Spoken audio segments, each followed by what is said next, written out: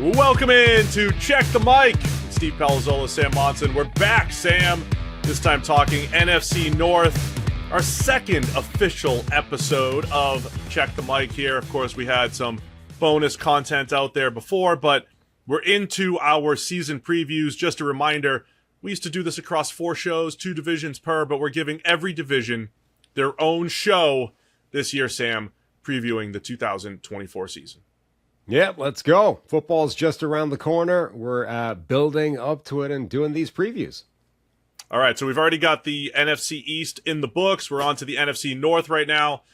Similar format. We're going to try to give every team their 15 to 20 minutes of love, and we'll do a little prediction at the end, predicting the division. So let's get right into it, starting with the Chicago Bears. A lot of excitement for Chicago here, Sam. We got Caleb Williams in the building. It's a whole new world for the Bears heading into 2024. We're going to talk a little best case, worst case scenario, but it already starts with a lot of optimism with Caleb Williams, the number 1 overall draft pick. Yeah, I mean, I think anytime you bring in a new quarterback who's the new face of the franchise, like there's a whole sort of wave of optimism and excitement for a team that surrounds that. I think it's extra for a team like Chicago, who, you know, one of the NFL's most storied franchises, an original, an OG, an actual founder of the league. They've basically never had a quarterback, right? So not only are you potentially bringing in a complete difference maker, a guy that's going to change the fortunes of the franchise, a number 1 overall pick, but he might be the only good quarterback you've ever had, right? Certainly in the modern era. Let's not forget about old Sid Luckman back in the day. But for modern football, when people pass the ball forward with any kind of regularity, the Bears have never had a good one, right? So Caleb Williams can come in, and if he is who they think he is, he could not just transform this team, not just propel them to somewhere different, but literally take them to somewhere that they've never been before. And I don't mean to a Super Bowl. Obviously, Rex Grossman achieved that. But I mean, actually, like, be a reason that this team is going to be contending year in, year out. Be a passing offense that can actually carry the team and just completely transform everything that we think of and associate with, the Bears, with Chicago football, with, 85 Bears in December football, cold weather games, defense. It could all change if Caleb Williams is the guy they think he is. Yeah, so this isn't crowning him or anything like that, but boy, does he have all the tools, right? He has the tools to win within the pocket, the arm strength, the accuracy. He's got the outside the pocket magic and the natural playmaking and feel. He can scramble. He has all the tools to win in all the ways that you want your quarterback to win in today's NFL. Now it's about putting it all together. And I think what Ryan Poles has done as the general manager from a team building effort, remember when he took over a few years ago, it was a team that did not have a ton of talent. The talent had just slowly dropped off from, there was that 2018 season, right? Years ago now, where they had an excellent defense and they had really good pieces on both sides of the ball. The roster had just gotten worse and worse. Ryan Poles has gotten them out of a bad cap situation, in a situation where they didn't have young talent to lean upon. Now we're talking about a rebuilt offensive line that I think will be good enough. And look at this group of playmakers. DJ Moore, who came over in the Panthers trade last year. They bring in Keenan Allen for almost nothing from the Chargers. Even though he's getting older, he's going to be a key piece for Caleb Williams. Just a nice, possession type of outlet. And then they get Rome Odunze, right? It's not just Caleb Williams, but they get Rome Odunze, a guy that could have been the number 1 receiver probably in this upcoming draft class, would probably be the number 1, but because he was with Malik Nabers and Marvin Harrison Jr., he was the 3rd receiver off the board at number 9 overall. So it's not just Caleb Williams' excitement. I mean, this entire roster has been reshaped favorably for the Bears over the last couple of years. And don't forget, Hall of Fame superstar Colin Johnson still on the roster. Preseason Hall of Fame game, Calvin Johnson is out there as well. I'm just saying, it's let's not disclaimer. Let's as of record time, Colin Johnson is on the roster and has yet to be cut. He might Very risky, Sam. Very risky, Sam. Mentioning Colin right, Johnson in a season preview. That receiving core is potentially a total difference maker, because most quarterbacks, most number 1 overall pick type quarterbacks, do not step into this kind of situation. Most of them are in situations that are going to hinder their immediate success, not enhance it. Whereas Caleb Williams steps into this team, and there might not be a better trio of wide receivers in the NFL for him to throw to if that group plays the way they look like they could. And Williams, it's important to kind of understand he was getting these comparisons to Mahomes and to Aaron Rodgers, and they weren't crazy. Now, it might be unrealistic. It might be too far. It might be setting, a sort of unfair bar for him to try and clear. But those are the natural names for you to gravitate to when you're trying to describe what Caleb Williams was like in college. And already in just one preseason game of action, essentially, we are seeing Caleb Williams flash that kind of ability and that kind of talent. And if that is what it's going to be, if he's going to hit the ground running, if he's not going to make a ton of mistakes and he's going to play at that kind of level in the NFL, it's the kind of thing that can instantly transform a franchise.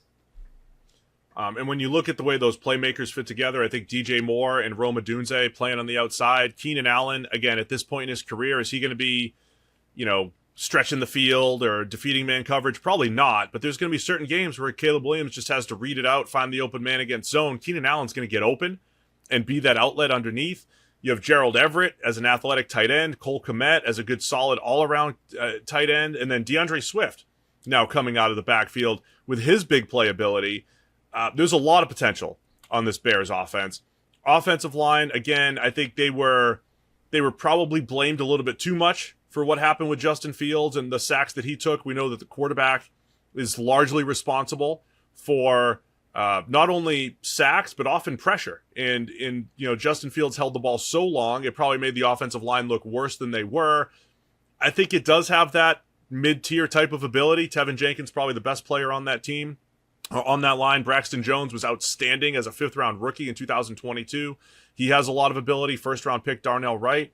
So again, I think top to bottom in this offense has the pieces, and it is completely different. To be fair to Justin Fields, when Fields came in to the Bears 3 years ago, we said, he doesn't have any of this stuff. The line was bad his first year. The playmakers weren't there. Caleb Williams is also stepping into probably the best offensive situation that the Bears have had in probably a decade. Yeah, I think you're right that the difference between Justin Fields and Caleb Williams is going to impact the offensive line. I think the other thing that is going to impact the offensive line that isn't talked about is that receiving group that we talked about. Don't underestimate the impact that a group of receivers can have on how the offensive line looks. Remember when was it 2019 where Brady, the sort of first year where Brady basically had nobody to throw to, right? And immediately that offensive line in New England started to look terrible. It was basically the same group as before, but suddenly it started to look abysmal because there's nobody open and Brady can't get rid of the ball the way he normally does. And even when pressure arrives, he doesn't have anybody getting open that he can trust with. So the pressure looks worse because he's taking sacks now that he wouldn't previously. Now that group includes DJ Moore and Rome Odunze and Keenan Allen, the ball should be out quicker. He should have more options and more outlets when pressure does arrive. So I think those two things, the change in quarterback and the change in receiver, the upgrade in receiver, should make even the same personnel group up front look dramatically better. On the defensive side of the ball, Sam, as we've talked about the Bears and their rebuild over the last couple of years and how it felt like the last piece that they needed to attack was the defensive line, right? And they started to do that in the middle of last year. They traded for Montez Sweat. He was a pending free agent. Traded a second rounder for him, and then locked him up for $24.5 million a year. I thought Montez Sweat for the last few years has been one of the more underrated defensive linemen in the league. He was pretty good down the stretch for the Bears, but more importantly, the defense as a whole played a lot better. And they've got some potential. I think there's still some questions. I don't think you just want to look at last year's first and second half splits and say, hey, they turned the corner once Montez Sweat got there. That's what they are. I think there's still questions rushing the passer. But when you look at the pieces in the back seven, last year they brought in TJ Edwards and Tremaine Edmonds to play linebacker. Jalen Johnson's coming off of his best season. He just got paid. He is one of the best corners in the NFL. Yeah, it's a group where it feels like they've relied on that potential. They've lent on the young players. They've lent on these guys, Tyreek Stevenson in particular, Gervon Dexter up front in particular. These young guys that showed something that flashed maybe as rookies, and they really want those guys to be the answer at those positions, which may be true. Maybe those guys will pan out and become the players that they were expected to. But Gervon Dexter in particular was still sort of hit and miss as a rookie. Tyreek Stevenson, I was actually impressed by, even as somebody that didn't love him as a prospect coming out. But I think overall that defense was overachieving last season relative to the talent, the personnel that they had. Can they continue that, or is it a sort of group that's primed to actually take a little bit of a step backward and maybe regress a touch in this season? Yeah, so I'm intrigued to see if they can do that, right? I mean, they've done this by in 2023 stocking up on a whole bunch of draft picks, trying to double up at defensive tackle with Dexter, with Zach Pickens. Last year, only 5 draft picks, so they've added to this team in different ways, right? Through the draft, through free agency, through those trades with Keenan Allen. Will the defense be good enough? Because again, I don't know how quickly the offense puts it together. I think they have a chance to do it right away, though. I mean, I think Caleb Williams is that special. I think the offense has a chance to put it together quickly. And if the defense is just middle of the pack, we're talking about a really dangerous Bears team. So we've been trying to paint this best case scenario and worst case scenario for each team. Best case for me, Caleb Williams is as advertised. These playmakers as advertised. The offensive line's good enough. It's an explosive Bears offense and a good enough defense that all of a sudden they're contending in, again, a deep NFC North. We're going to go through each of these teams. They all have a lot of positives heading into the season. Yeah, I mean, I think the best case scenario for the Bears is Caleb Williams is legitimately transformational, and this is a playoff team. Like, not just a team that could surprise some people, that could take a step forward from a year ago, that actually the Bears, with that offense, are able to scare people, and this team sneaks into the playoffs. Maybe I think everyone still expects the Detroit Lions, we'll get to them in a bit, to be the best team in that division, to win it. But the Bears could take a wild card spot and make the postseason. Bears fans have had a lot of worst case scenarios over the last few years. Do we even paint that picture for them, or should we just skew positive for the Bears? I mean, look, this is what we're doing is best case. Look, we can say the best case is more likely than the worst case, but we have to give the worst case. So if there were negatives for Caleb Williams, right? He's the quote generational prospect. We have one of those every 3 or 4 years. Right. Trevor Lawrence, Andrew Luck. Like he was the slam dunk number 1 overall. The weaknesses at USC, we know that the end of his career wasn't nearly as effective as the beginning of Caleb Williams' career. We know he struggled a little bit as the O-line struggled at USC, as he started to face pressure, started to force passes, started to try to do too much in the pocket. I would say the worst case scenario, remember we've talked about Baker Mayfield, and when he felt like the offensive line wasn't strong in front of him, he started to just play outside of structure and ad-lib too much, and like the fragility of the young quarterback. If we're going to paint a worst case scenario, I think that would be the way Caleb Williams doesn't live up to the hype, right? If he is under pressure a lot early, if he starts to try to do too much, tries to play hero ball too much, that leads to turnovers, and it actually hinders his development, right? Just talking this year, forget wins and losses. If his development is hindered because of pass protection issues or whatever it might be, that's part of it. And then just the defense, right? Like on paper, the names on defense are okay. So that means, you could land as one of the bottom 5 or 10 defenses in the NFL. So I think that's all in the range of outcomes for the Bears, even if it is less likely. Yeah, I mean, I guess the worst case scenario involves Caleb Williams not be looking more like last year's version of Caleb Williams, where he's still capable of special, but he tries to do too much too often, causes too many turnovers by trying to play hero ball the whole time. Maybe his play style actually doesn't improve on Justin Fields relative to the impact it has on the offensive line.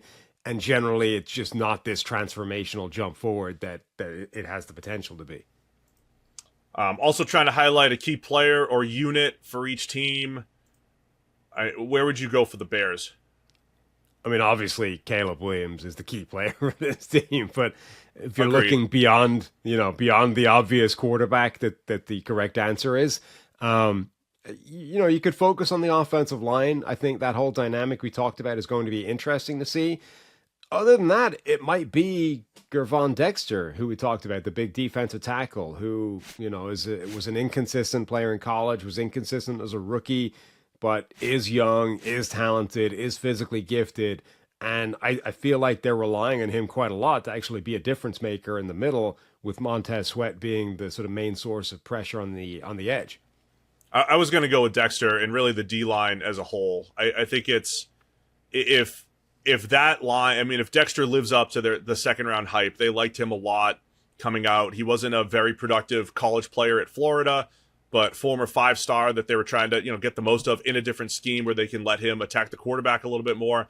You also have early preseason good returns from an Austin Booker, a 5th round pick who probably could have played himself into the first round discussion if he went back to Kansas because of his tools, his length, and again, it's early, but preseason looks pretty good, getting after the quarterback. So I think there are some of those, the young draft picks, recent draft picks for Ryan Poles on that defensive line. I'm not saying it's going to make or break the season, but it's going to determine a lot, I think, on that defensive side of the ball with Montez Sweat, as you mentioned, being the key, the stable piece that they have there. The only other player I think that would be worth a shout would be Jalen Johnson, the corner who had career year last season, arguably the best corner in the NFL in 2023. They pay him off the back of that. We know cornerback play is just wildly volatile year to year. Can he back that up? Can he repeat the year that he had last season or anything like it? Or is he going to sort of take a step back and suddenly the defense is different because you no longer have this guy playing like one of the best corners in the NFL? All right, man. Anything else on the Bears before we move on to the Lions?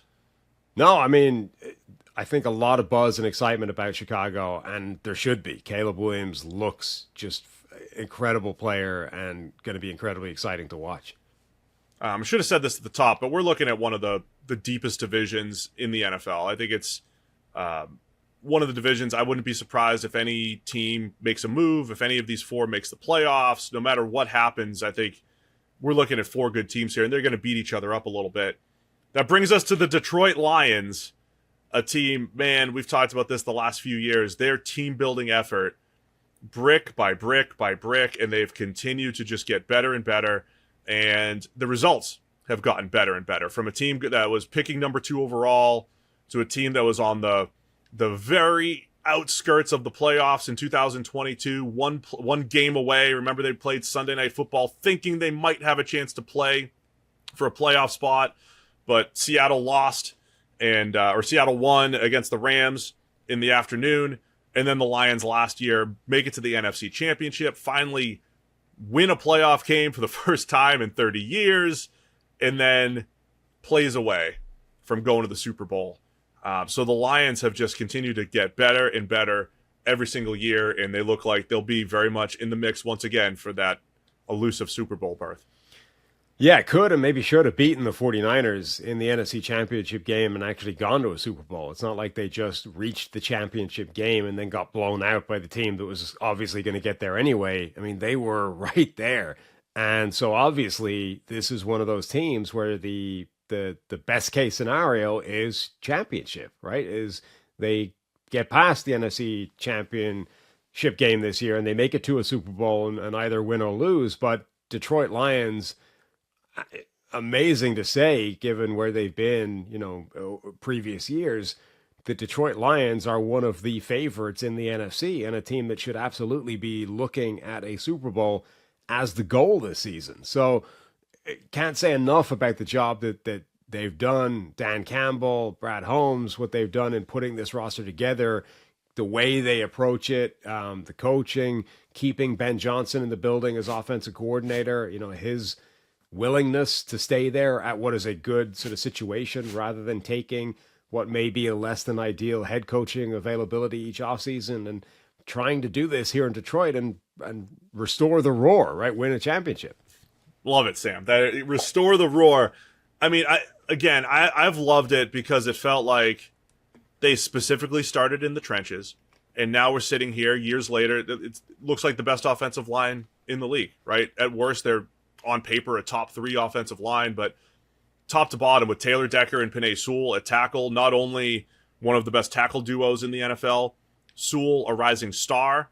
Both of them paid this offseason and locked up for the next few years. Sewell for 6 years. The guards, Graham Glasgow and Kevin Zeitler. Bringing Zeitler just as a 1-year filler. I mean, he's probably the worst player on the line, and he'd be maybe the second best offensive lineman for a whole bunch of other offensive lines around the NFL. Frank Ragnow being one of the best centers in the NFL. So that as a foundation is great.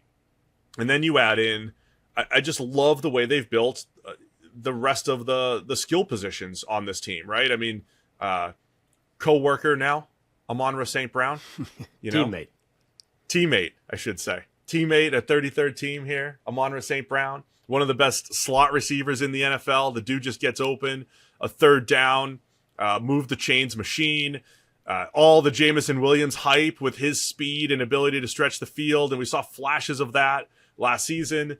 Jahmyr Gibbs coming out of the backfield, Sam Laporta last year at tight end, and his ability to create mismatches. It is just a very good, well-rounded offense. Yeah, it's really difficult to poke holes in what they've done from a team building point of view, even down to like the players that they're prioritizing to lock up long term. Like they've built the team in a very similar way to, I think, what we would say is sort of optimal strategy. They're future-proofing it in an optimal way as well, in terms of identifying the most important players, the most important positions, locking these guys up long term. Like everything so far about this project that Detroit has undertaken, which, to be clear, remember way back at the start, these guys were handed long-term deals. They were sort of telling the Lions ownership, this is going to be a multi-year process here. From day one, they had buy-in. They're now seeing like the fruits of that labor, and they're being justified and rewarded for it. So they brought back Jared Goff, and look, paying him $53 million a year. Part of the advantage that the Lions had is when they traded for Goff from the Rams, he was really cheap relative to other starting quarterbacks in the NFL that were on non-rookie contracts because of the signing bonus essentially being picked up. This could hurt their team building going forward, but it hasn't affected them yet. I mean, they've still been able to lock up these other players. Aiden Hutchinson's coming down the pike, soon, but it hasn't hindered their ability to keep the talent around him. That's usually the concern when you start paying $50 million for the quarterback. But not only have they locked Goff up, but they did it for good reason. I mean, they're getting the best football out of Goff the last year and a half or so. When you talk about stretches of play in his career, the 2018 Super Bowl run with the Rams, last year with the Lions, outside of a stretch of maybe 3 or 4 games, Goff was really, really good. Playing clean football, running Ben Johnson's offense to perfection. And the offense is just a thing of beauty, the way it mixes the run, mixes the pass, and takes advantage of all these player skill sets. So I'm expecting another top-notch, elite type of offense here from the Lions this season. Yeah, absolutely. There's no reason to think it won't be. Positive side, the best case scenario for them, I think, is Super Bowl, looking phenomenal. Worst case scenario, I think, is you get low-end Jared Goff season. That's the only thing I can really think of. Obviously, outside of the X factor and the random variable that is injuries that can take any team down. But outside of that, the only thing I can really see with a chance to go wrong is you get just a bad season from Jared Goff. And even last year, Goff was like arguably all-pro caliber outside of a few random games. And it was like three games and 4 outings or something where you just got this terrible Goff performance. It's like, where's that guy been? That was, worst Rams Jared Goff. And he'd been generally completely different player in Detroit, but he showed up randomly for like a month last season. If they get that guy or a version of that for this season, that can definitely undermine everything. And it's the kind of thing that can be the difference between going to the Super Bowl and not. You're leaning into it's a potential worst case scenario, right? Yeah. The low end of Goff. I mean, the other piece too, I would say, we'll just touch on worst case scenario right now. The defensive side of the ball, right? They were fine overall, but there was definitely, I thought they did a nice job making in-game adjustments, but there was definitely chunks of games where it was like, man, they're getting picked apart because it was only Aiden Hutchinson who could get pressure up front. The secondary was beat up and depleted, and they were just giving up too many big plays last year at one point.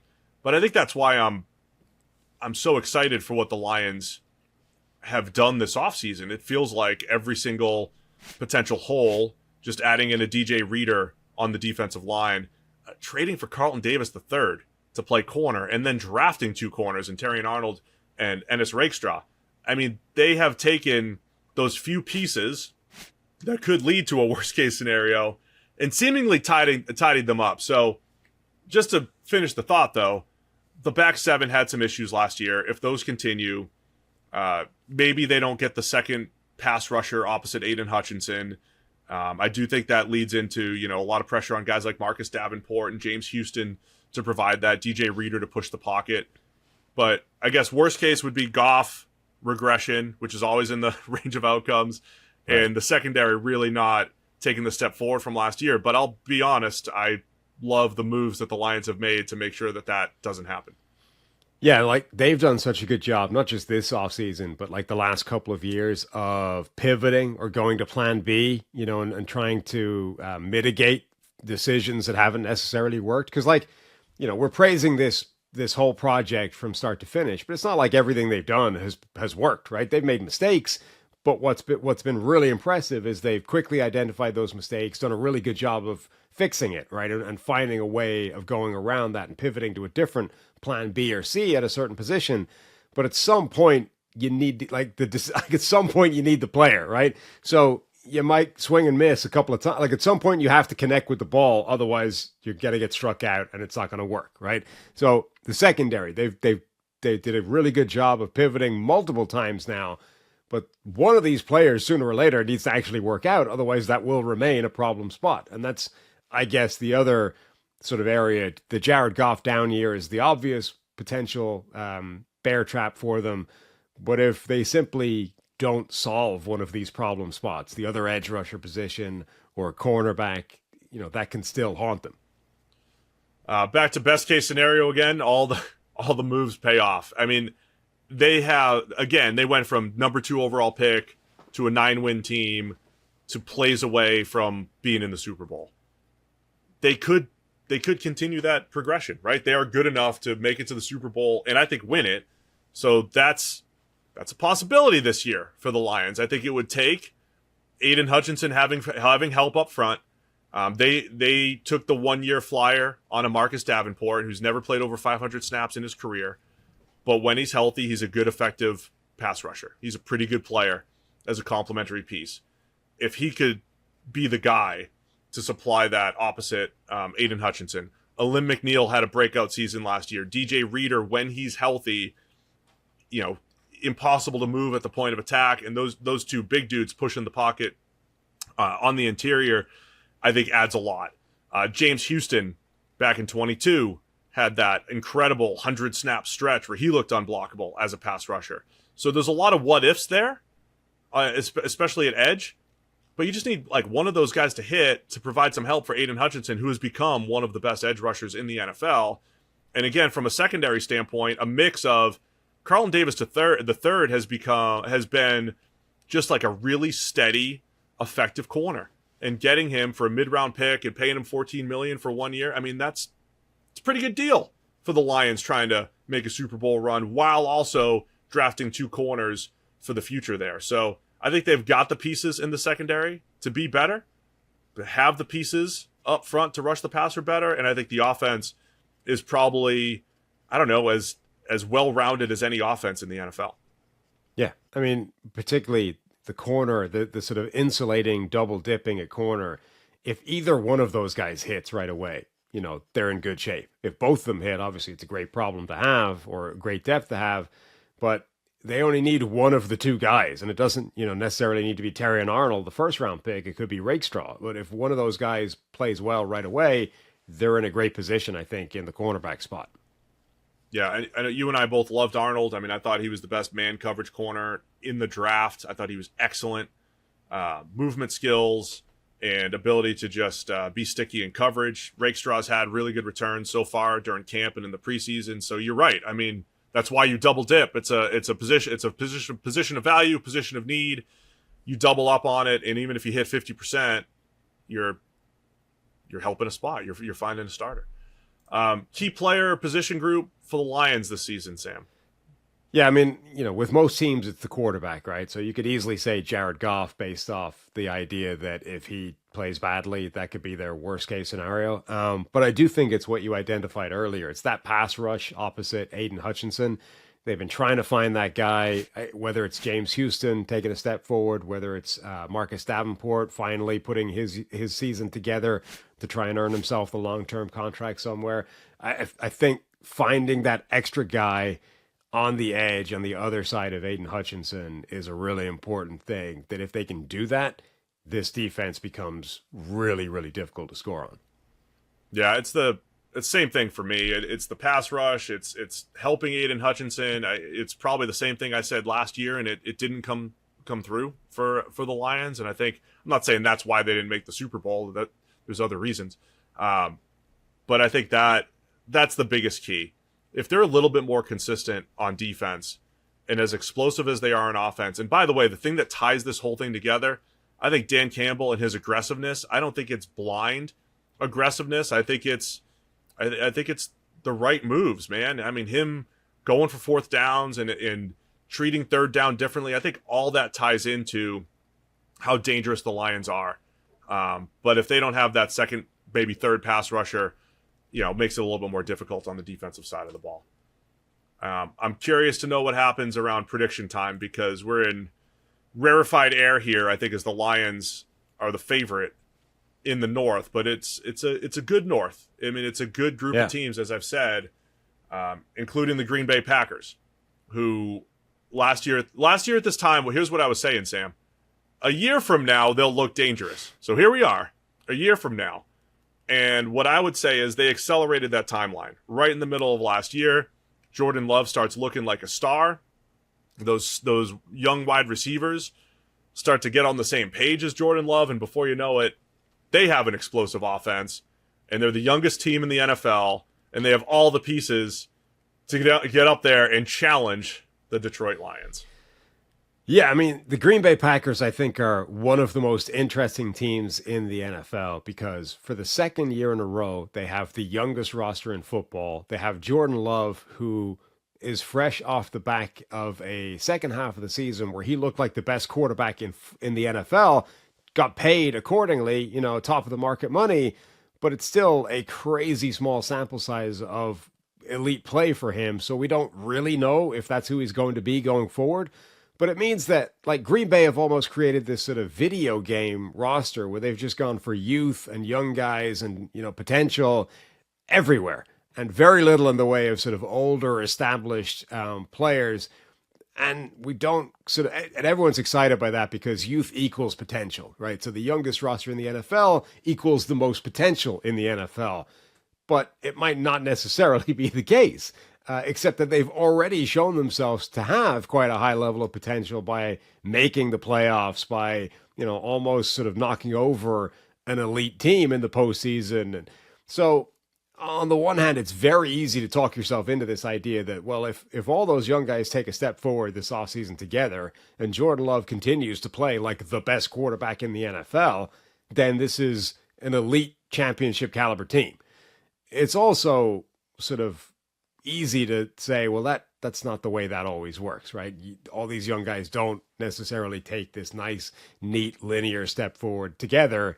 Some guys are going to get better. Some guys are going to get worse. Some guys are simply not going to work out. And actually, it's finding that balance that's going to determine where they actually end up this year.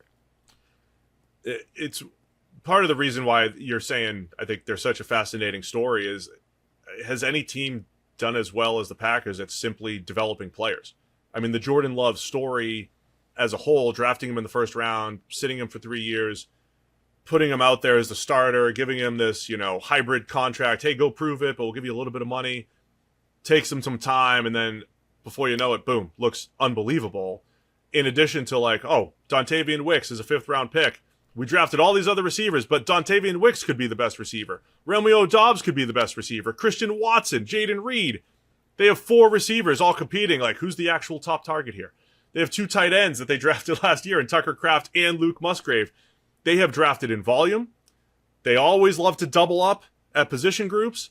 And in the past, it'd be like, yeah, this guy hit and this guy didn't. But it feels like they're doubling up and hitting on a lot of these position groups. So it's the depth on this team, in addition to the youth, and even hitting on a guy like Rashid Walker as a late round pick to maybe be their left tackle of the future, a guy who was not very productive in his college career. They've just done a lot of good things these last couple of years, reshaping this roster after Aaron Rodgers' departure here. And I think that's part of, where all the excitement's coming from, because they looked like a completely different team down the stretch last year and, gave it their all against a really good Niners team in the playoffs and just fell a little short. And they're also ticking the boxes in terms of plausible, but probably not real offseason story that's going to fix one of their problem players. Christian Watson hasn't been able to stay healthy, hasn't been able to be the explosive playmaker he was supposed to be. Well, they found out his legs were, not the same size, and one of them had way more muscle mass than the other, and now we fixed his hamstring issues because he's balanced now. So, it's very easy to talk yourself into like the total optimistic outcome for the Green Bay Packers. And the total optimistic outcome is like genuinely special. It's one of the best teams in the league. Defense had some issues last year. They bring in Jeff Hafley from Boston College. One of those rare, we're going to go from head coach at the FBS level to coordinator at the NFL level. But Hafley's going to bring in a new scheme, play a little bit more single high. The Packers don't necessarily, the Packers don't necessarily dabble in free agency a ton, much like the Steelers historically. It's just, draft and develop your own. But when the Packers go to free agency, you get a guy like Xavier McKinney who fits the scheme perfectly, will play that free safety role in Hafley's scheme. That's the other part to be optimistic about. If the defense is just a little bit better and not blowing those late game leads and not, like, they were just so inconsistent, I think, in the past game and in their run fits week to week. It was like they're giving up explosive plays on the ground. The next week, they're looking pretty good. Very inconsistent on the defensive side of the ball. And again, when you get a new scheme in there on the defensive side of the ball, sometimes it does actually work wonders with similar talent. And I think the Packers have a chance to just look much better on that side of the ball. Yeah, particularly like sometimes when your previous scheme is so consistently underachieving, then simply change for the sake of change is a positive thing, right? Just get rid of what you identify as the problem, and it almost doesn't matter what you're replacing it with. So this is nothing against, Hafley, but the idea is simply removing the last coach might be the biggest improvement here. And then if Hafley's bringing a really good scheme to the table, or if he's a really good coach in his own right and can move this thing forward, then this defense could take a huge step forward, which again, just another reason to be extremely optimistic for the Packers. Pass rush looks solid with Rashawn Gary, Preston Smith. You have Lucas Van Ness. Last year's first round pick was okay. I think he's a better edge setting run defender in his first year. I think he still has the ability to do that on early downs and maybe change of pace pass rusher as a third rusher with Gary and Preston Smith.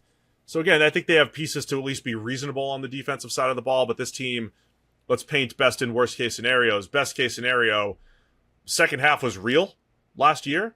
That receiving core is real. And I would also say the Christian Watson thing, he was an explosive playmaker. He was a big play threat in 2022, both in the red zone where they would isolate him and get him running away from defenders in man coverage. He was getting behind the defense.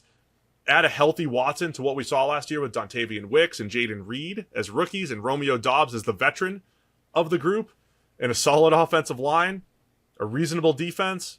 Best case scenario is the Packers can win the North and make a run to the Super Bowl. Yeah, it really is. Like, the best case scenario is the optimistic viewpoint of all of the youth and all of the things we're talking about is real. And actually, this team is legit as a Super Bowl contender. That's ultimately the bottom line. If Jordan Love is as good as he looked for the second half of the season, if that young group does all take a step forward together, if the offensive line stays solid, if the defense takes a step forward, we've painted a picture of a team that is genuinely a contender and are up there with San Francisco, Detroit, Philadelphia, whoever else you want to throw in there from the NFC. There's no reason this can't be a Super Bowl team if that is a realistic outcome for them. Worst case scenario, and I know you're not afraid to, go out on a limb and say the opposite every now and again, but you might be the most vocal person who's bringing up the small sample size with Jordan Love. Like, whoa, whoa, whoa. I know it's a good story. Sat for 3 years, started slow, turned it on. All right, rest is history. He's a star. But the reality is we're talking like 8 to 10 games here of excellent play from Jordan Love. But the reality is it's still just 8 to 10 games. Yeah, like I'm very torn on this because I believe what we saw from Jordan Love. Like he looked really, really good in the second half of the season. And if I had to, bet money on is he going to be legit or not right now, I would make the bet that he is, just like the Packers did when they gave him, one of the top of the market money deals that's ever been signed. They have believed, they've said Jordan Love is absolutely the guy and we're giving him that contract. But we've seen players put together that kind of sample size of really high-end play before and not been able to sustain it, not been able to repeat it the year, subsequently, and just not been that guy. And I think Baker Mayfield might be the best example of that. Like we have seen a half season, 2020, whatever it was, like that year, Baker Mayfield had basically the season that we saw from Jordan Love here. And if you had said, and we did, coming off that year, is Baker for real now? You'd say absolutely. Next year is going to be a star, blah, blah, blah. So it's entirely possible Jordan Love is legit, that he's for real, that everything we saw makes sense. It's also possible that it doesn't happen. Now, part of that with Baker Mayfield is he got injured and and things fell apart around him, and it's not necessarily entirely his fault. So if things don't unravel around Jordan Love, maybe he'll be protected from that, even if he isn't, going to be the superstar every single game, every single week. But it is still a risk that, like, hey, what if the second half of Jordan Love isn't who he's going to be the whole time? Yeah, I mean, I think that's the worst case scenario, obviously, is Love regresses. And again, the tale of two seasons. The first half of the season, accuracy was off. Receivers weren't on the same page. A lot of inconsistency. Late game opportunities to win games, throwing those away. And the second half just was like, oh yeah, there are elements of incredible athleticism and arm talent and natural playmaking in Jordan Love's game that he wasn't showing the first 6 or 7 weeks of the season. So with football, there's always this debate when it comes to sample size about like what is a pattern and what is just random distribution of variance, right? Because the Packers season looked like it sort of neatly fell into rough first half, great second half. It's a pattern. Your brain goes, well, that's young players. That's what they do. They start off a little rough, then they get better, and they keep getting better because they're young and they're getting experience and they're developing. It might, however, just be the distribution of random chance that is more inherent with young players who are more inconsistent. So the worst case scenario for Green Bay is that they're actually not any better than they were a year ago, and the games are just distributed more randomly, so that instead of a rough second half, a rough first half rather, and a great second half, it's just more random, and you get a good game and a bad game and a good game and a bad game, and it spits out at roughly the same level of sort of borderline playoff team who may or may not show up in the playoffs. And the other piece of it is the league starts to adjust, right? You mentioned Baker Mayfield. Like, a lot of players have had 8 or 10 good games, even in a row. Trevor Lawrence did it too. The league will adjust back, and it's your job to adjust to the adjustments. That is all part of it. Key players for the Packers, or key unit. I struggled looking specifically. I think defensively, the linebacker unit needed to be addressed maybe this offseason. They did that with Edgerrin Cooper in the second round, Tyrone Hopper later. I don't know if those guys are going to play right away, but it feels like linebacker or just the front seven generally for the defense is going to be under the microscope this year for the Packers. I think the wide receiver group is the key. Everyone's fascinated by, like, do they have a number one? Who is the number one? Do they even need a number one? I don't know that matters. I know Matt LaFleur is getting kind of testy if people keep asking him who the number one receiver is. Or I saw that quote. He's very upset about that. Yeah. Yeah. Says he wants to vomit anytime somebody brings up the term number one wide receiver. And that might be a little bit strong, but the more important point is, like, what is the level of this group going to be?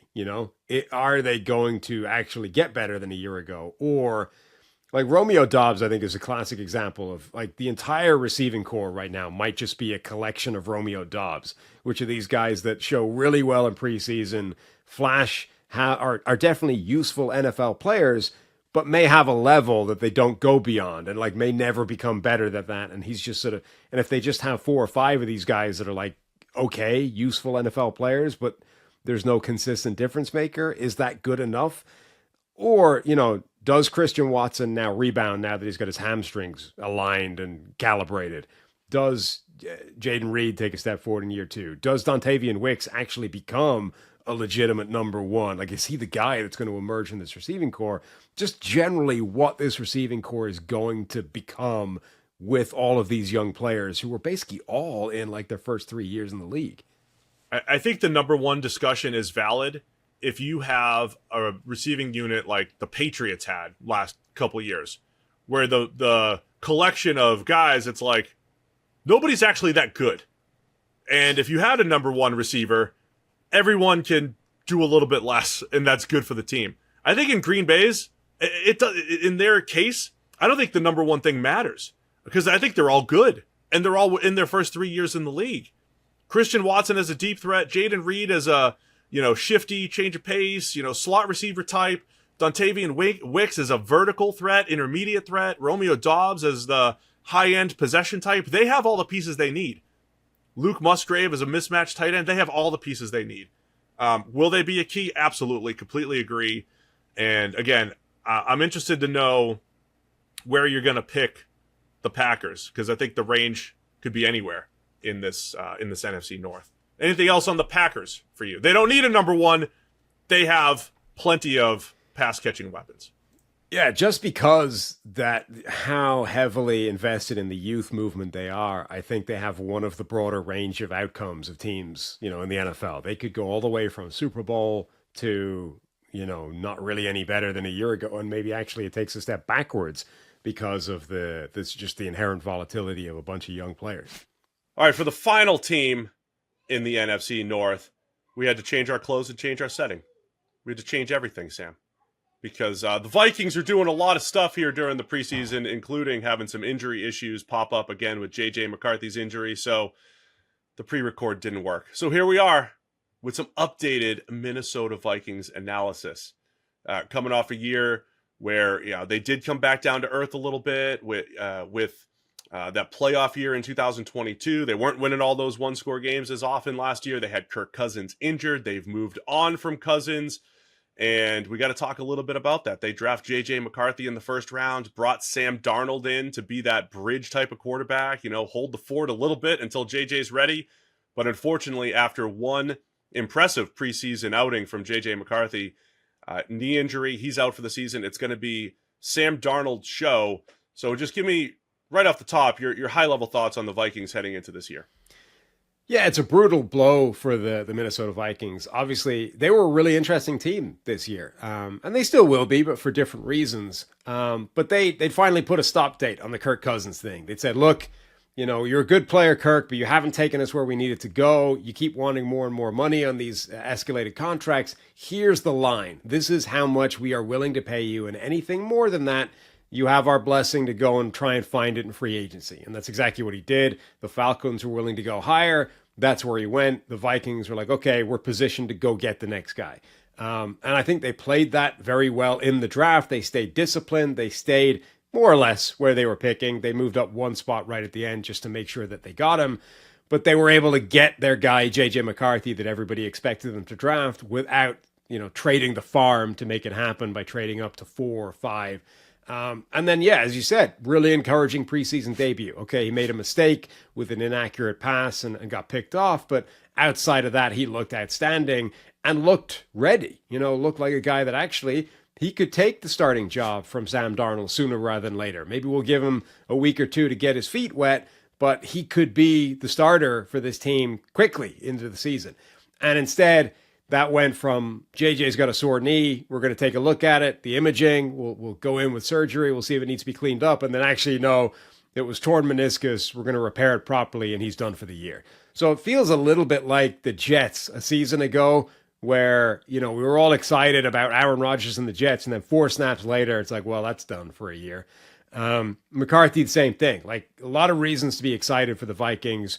We're just going to have to put a pin in it and come back in a year's time, because that's when we're going to get JJ McCarthy. Right now, it's Sam Darnold, and we can talk ourselves into that being encouraging. Sam Darnold's shown flashes here or there. This is the best. This is the best situation that Darnold's ever had, right? In terms of, he's got Justin Jefferson now. His head coach is Kevin O'Connell, not Adam Gase. Like, there are reasons to be excited about Sam Darnold, but ultimately the chances are Sam Darnold is going to remain Sam Darnold, even with a better situation around him. And that makes the Vikings inherently less exciting, less interesting, and less good than they could have been this year if they'd got their rookie quarterback healthy. We've always joked about Sam Darnold in his first 3 games where he's excelled, and he's had stretches of play throughout his career. Even his rookie season with the Jets, his last 4 weeks, he was excellent in 2018. But in 2021, his first 3 games with the Panthers, he was really good. In 2022, he didn't start until week 12, but his first 3 games were really good with the Panthers. The problem is he always came back down to earth. We'll see if he could put it together for a full season here for the Vikings. But you mentioned the supporting cast. It was the best supporting cast of any rookie quarterback. That's what we kept saying throughout draft time, because of Justin Jefferson and Jordan Addison and TJ Hawkinson when he's back and healthy, and a good offensive line, and Aaron Jones at running back coming in as well. So they had a very uneven running game last year in Minnesota. Aaron Jones has a chance to tidy that up. So the supporting cast is solid, and we've seen Kevin O'Connell do a really nice job as head coach in leading the charge here, and actually helping Kirk Cousins go from a guy that couldn't win, crunch time type of games, to putting together all those fourth quarter comebacks in 2022. So from a storyline perspective, pairing Darnold with Kevin O'Connell. By the way, Kevin and I, KOC and I, we coached Sam Darnold back at Elite 11 in 2016. We have a rich history here. Check the mic, Kevin O'Connell, and Sam Darnold. Rich history that I had to reference. So at least, look, I think that part will be entertaining. But Minnesota, on the offensive side of the ball, a lot of pieces, I think, to help Sam Darnold look good. We'll just see about that consistency that he has been unable to achieve over the last few years. I'm sorry, can we just return to that little nugget? You coached Sam Darnold. Yeah. What what coaching points did you impart on him? I didn't work on his release because it would be much quicker. Yeah. I was more on the coaching staff that was evaluating the Elite 11 campers that year. Okay. But I was in the room. I was in the room with Kevin O'Connell and Trent Dilfer and Jordan Palmer, and we were grading the guys and everything. I was on the coaching staff, kind of. Okay, so it was more that you evaluated and analyzed Sam Darnold rather than you took it upon yourself to improve Sam Darnold. I'm also a 7-time keynote speaker at the Cool Clinic. There's no lies told in that as well. So yeah, don't just let me embellish a little bit. Okay, let's talk defense now. I've had enough of that. Defensively for the Vikings, we're talking about a team last year, the second worst PFF pass rush grade as a team for the Minnesota Vikings. And it showed in the scheme. We've discussed a lot about Brian Flores and how they rush 3 or they rush 6. And they lived in these extremes of blitzes and dropping 8 and trying to confuse offenses. And it was almost out of necessity, right? They had Danielle Hunter. They had no edge rush presence opposite him because Marcus Davenport got hurt. And they look to rectify that this offseason. Andrew Van Ginkel comes in from Miami. They trade up to draft Dallas Turner, and they essentially replace Danielle Hunter with Jonathan Grenard in free agency. Now it looks like a 3-headed monster of edge rushers. How do you think this defense ends up evolving here in year 2 under Brian Flores? This is one of the most fascinating, individual units in the NFL, right? You've got Brian Flores' defense, which a year ago was making magic happen with smoke and mirrors. And then eventually they reached a point in the season where they basically ran out of smoke and mirrors and teams had figured it out enough so that the lack of talent on this defense was just too much to overcome, and it's like the defense ran out of juice late in the year. And you're right, this offseason has been a lot about, let's try and upgrade the talent across the board. And, make sure that we don't have to rely on just smoke and mirrors endlessly. So there's been a lot of turnover and a lot of additions. You have, let's call it a swap from Donnell Hunter to Jonathan Grenard. And, they got younger, they got cheaper at that position. But then they did make additions. Andrew Van Ginkel, Dallas Turner in the first round of the draft, the guy that a lot of people thought was the best defensive player in this draft. I wouldn't have been one of them. I think Laiatu Latu was better, but still, a high-end first-round talent that they were able to come back and get after they got their quarterback.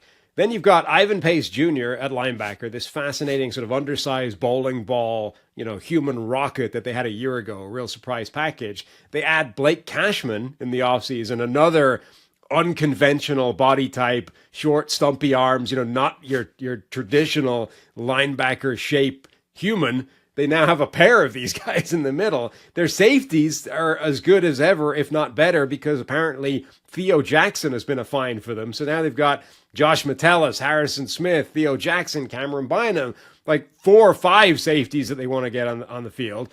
And corner has been a complete plan B already. We haven't even hit the season, and arguably 2 guys that they would have wanted to start are not there for radically different reasons. Mekhi Blackman rather tore his ACL and he's done. And obviously the tragic loss of Kyrie Jackson in a car accident in the offseason. So just a wild degree of turnover, a wild now personnel group that they have in this unit. And the whole thing is still sort of contingent and hinging on what Brian Flores is able to do in year 2 with this scheme, having seen the end of year 1 start to get worked out a little bit. And the corner room is fascinating too, because they had been so young, traded Andrew Booth during the preseason as well. So essentially giving up on the former 2nd round pick, Kwesi's 2nd ever draft selection. And now you're looking at Shaquille Griffin and then the new signing of Stephon Gilmore in his early 30s, but still a pretty good player at this point, right at the time when corners usually drop off. But now, again, we're talking about how do you describe Brian Flores as a defensive coordinator? Sometimes we get into, well, here are the coverages that he calls. This is what he likes to do. Well, Flores at heart, when he was in New England and at Miami, likes to play a lot of man coverage. He likes to blitz 5, show the 4 and 5 man pressures and play man coverage on the back end, where he did have Stephon Gilmore, in New England as part of that team. So Gilmore and Shaquille Griffin, the 2 guys that I think he would rather play more man, mix it up with all those safeties that you mentioned. That's Cameron Bynum. That's Harrison Smith. That's Theo Jackson. That's Josh Metellus. Love to throw those 3 safeties out there and mix it up last year. But now I think they can rely more on the 4-man rush on the edge, try to play the man coverage that Flores wants to play. But yeah, you're right. From a just football X's and O's standpoint, I love it because you don't know exactly what they're going to throw out there, but I think you have an idea of what they're trying to do. Create that havoc up front, play man on the back end, and you're doing it with 2 veteran corners like Shaquille Griffin and Stephon Gilmore, who have played good football in the past, but we always talk about the volatility of the corner position. If the Vikings hit the high end of that volatility, this could be a really good defense. And each of whom I think is better suited in a man cover scheme than they are playing zone. Like Stephon Gilmore has always been better playing man-to-man, lockdown coverage. That's what he excels at. It's still what he's best at, even at this point in his career, given his age. And then Griffin, I think also his feistiness, his ability to be a man-to-man cover corner, I think that's his strength as well. So it's not the 2 guys they would have expected to go into the season as their penciled in starters, but they are 2 guys that theoretically fit well within what Brian Flores wants to do. What would be your key position group here for the Vikings this season? I think corner remains, maybe the key position for them, or if it's not corner, the one area that we haven't touched on for that defense so far is the interior of that defensive line. Edge rusher, they've upgraded. They've added 3 new bodies effectively. The interior still looks really weak on paper. And, the only additions really that they've made there have been lower down in the draft, much lower down. So, are they able to stumble into somebody? Does it matter if they're able to, just continue the creativity of last year with the upgrades of edge rusher talent? Are the interior, is it going to be strong enough simply through schematic advantage of being one-on-one the whole time? Or is that an area that is still going to drag this defense down and kind of limit what it can do? Yeah, a few big names up front there. Jerry Tillery, Jonathan Bullard, Harrison Phillips, Jacqueline Roy. Keep an eye on rookie 7th rounder from Texas A&M Commerce, Sam. Levi Drake Rodriguez having a really nice preseason and looking like a find for the Vikings. Key position for me is those edge rushers I was talking about. Just want to see how they all work together. I think Van Ginkel's a very good player. He's reunited with Flores. The other part of Dallas Turner, remember when we were talking about the Falcons maybe drafting him at 8, the fact that Raheem Morris in Atlanta likes to drop his edges into coverage. Well, Flores likes to do that too, historically, if he has those pieces. Turner has that athleticism to be able to drop 50, 75, 100 times a year, maybe create some of that indecision for the offense, as well as rush the passer. So I just want to see that position group, because, again, I think the more they develop, the less blitzing we're going to see from this scheme from Flores. And then best and worst case scenario, what's the best case scenario here with the Vikings? We had to redo this whole thing because J.J. McCarthy got hurt. That was part of our best case scenario. But now the Sam Darnold Vikings, what does that best case look like? Yeah, it's interesting. Like, I don't know if it's actually that good for them if Sam Darnold looks really good. It's like the worst thing that could happen for them, arguably, is they come out of this season and they're like, oh, now maybe we don't want to give the J.J. McCarthy the starting job because Sam Darnold's actually looked pretty good, but probably not good enough to be, amazing and a guaranteed starter going forward. Ultimately, I think their best case is probably like respectability, a respectable showing, but next year is the important year. The defense, the real best case scenario actually is that all the defensive upgrades have meant that Brian Flores' defense is able to repeat what it did like the first half of last year without ultimately being found out. When we get to week 12 or 13 this year, actually that's when Dallas Turner and Van Ginkel and Blake Cashman and the additions that they've made, that's when those guys can start to pick up the slack and prevent the kind of decline that this defense saw late in the season. And then the offense, we're sort of all agreeing is just, we've punted on this year. We're not going to see what that's really going to be like until next year with J.J. McCarthy. Yeah, I think best case wise, I mean, if you're just saying where do they land, sneaking into the playoffs with Darnold, getting instead of 3 good games, maybe you get 10 or 11, right? And there's still some duds in there, but you just get more consistent play where you become a playoff caliber team. Worst case, though, it's a tough division, man. And I think worst case easily is, they land in 4th and, the defense has some, they take their lumps, but really it ends up coming down to probably Darnold's inconsistency up front, maybe the offensive line, maybe the interior is not as stout as it needs to be, and things kind of fall apart on that side of the ball. It's big picture. That's almost a good thing, though. Like if it's just a catastrophe and Sam Darnold is a disaster and they end up winning like 3 games, that's a great draft pick that they're going to get to then, because they didn't give up next year's first. That was part you're of just looking for the, yeah. You're just looking for. I mean, that's not a bad thing, right? Being able to add one of the top picks in the draft to a J.J. McCarthy-led team next season, with the Sam Darnold experiment having been written off and moved on from. I mean, okay, it's going to suck this year, but Kevin O'Connell, I don't think anybody would be in danger of being fired, right? Because there would be an acknowledgement of we didn't have our quarterback we thought we were going to have, and okay, yeah, it was painful to suffer through, but now we get a top draft pick to go with this guy. Even with all the injuries, the tragedy of Kyrie Jackson, even with everything going on, Kwesi, year 3, Kevin O'Connell, year 3, I do think they need to show a little more success, and I don't think they want to land in that 2, 3, 4 win bucket this season. All right, man, let's rank. NFC North, give me your top 4, how they're going to finish. All right, so I think Detroit does win the division. I'm going to say the Chicago Bears sneak the 2nd spot, and then Green Bay is 3rd. And Minnesota is the bottom team. Is the Packers going to be? Is that the fan base that you're going to upset this offseason by just being a little bit, less optimistic than most? I just think the overall, like the prevailing wind for Green Bay is everybody's on the optimism side, and they might be right. I'm not for 1 minute saying there's no chance that happens, but I'm at least going to take the pessimistic side of that coin just for a little bit of balance, if nothing else. Am I going full chalk here again? Detroit Lions, number 1. Back-to-back division winners here in the NFC North. I got the Packers at 2 in a close race with the Lions. I'll take the Bears at 3. I think there will be reasons for next year at this time. We're going to be talking about the Bears competing with the Lions and the Packers for the division. And I'll take the Vikings 4th.